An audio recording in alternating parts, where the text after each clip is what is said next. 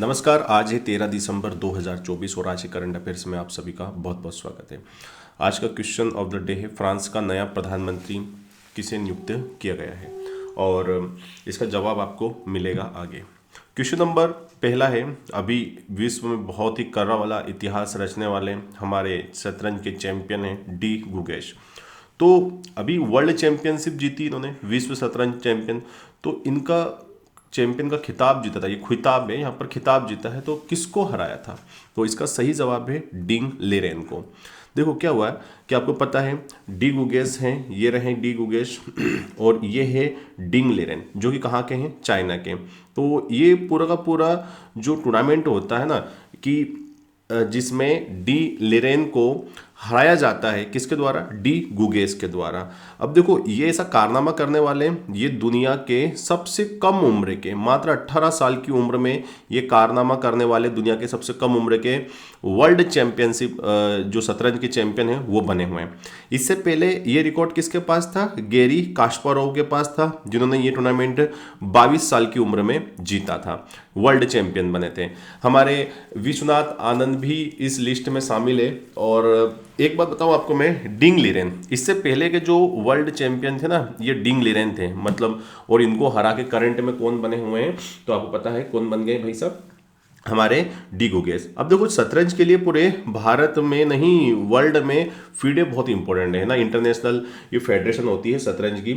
आपको अच्छे से पता है कि इसकी स्थापना कब हुई थी? 20 जुलाई 2024 को। इसका हेडक्वार्टर कहाँ है? लुसाने में। फीडे का हेडक्वार्टर लुसाने, और लुसाने बोले तो हम सबका स्विट्जरलैंड। ठीक है ना भैया? पैसा यहीं रखना है अपने को, थोड़े दिन बाद जब अपने पास पैसा आएगा ना तो अपन यहीं रखेंगे। ठीक है, आएगा, टेंशन मत लो। और देखो फीडे का जो हेड है उसका नाम है आर्कडी। ठीक है, और उसका सरनेम थोड़ा सा अलग रहेगा, डुओकोविच। आर्कडी डुओकोविच जो करके है, वो कौन है? फीडे के अध्यक्ष है वर्तमान में, और ये शतरंज की पूरा मैनेज करता है।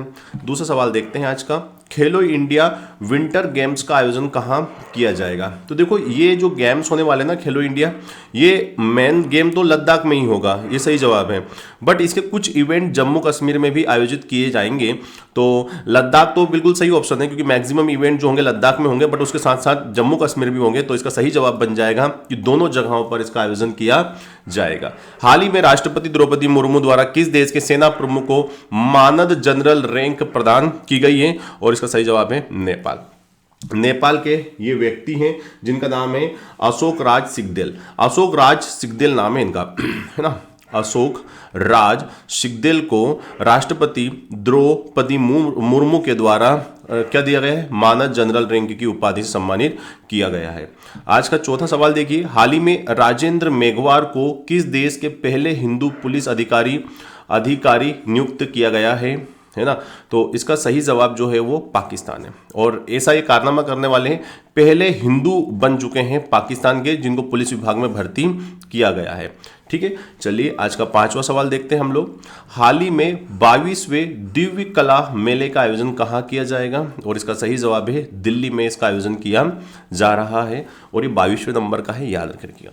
ठीक है, हाल ही में किसे फ्रांस का नया प्रधानमंत्री नियुक्त किया गया है? बहुत महत्वपूर्ण सवाल है ये जो शख्स आप देख रहे हो ना आपके मोबाइल स्क्रीन पर, इनका नाम है फ्रैंकोइस बायरू।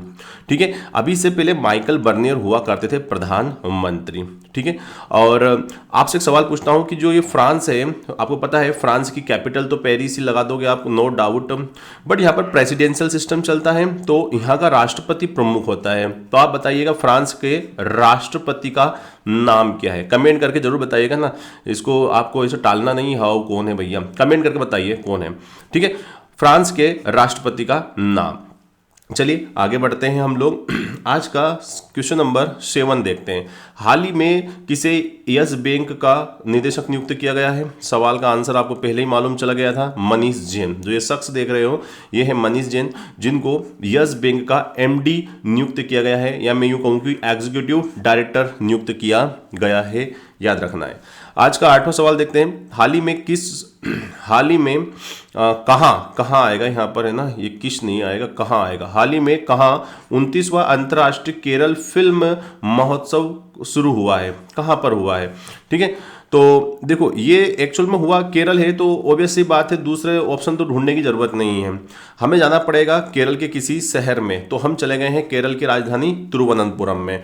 ठीक है, अब केरल जो है आपको अच्छे से पता है, जो केरल के सीएम है विजयन सर, आपको देखो केरल की राजधानी मैंने बता दी है, विजयन जो सर हैं वहाँ के, वो कौन है, वहाँ के सीएम हैं।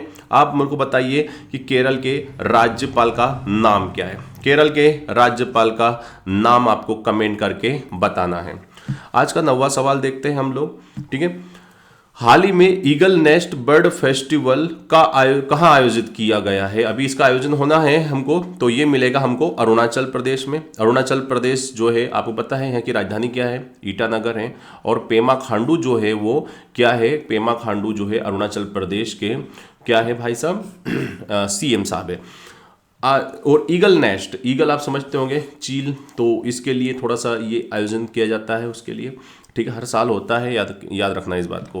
ठीक है, आज का लास्ट सवाल देखते हैं। हाल ही में अंतर्राष्ट्रीय तटस्थता दिवस कब मनाया जाता है? तटस्थता का मतलब क्या होता है? न्यूट्रल, न्यूट्रल है ना।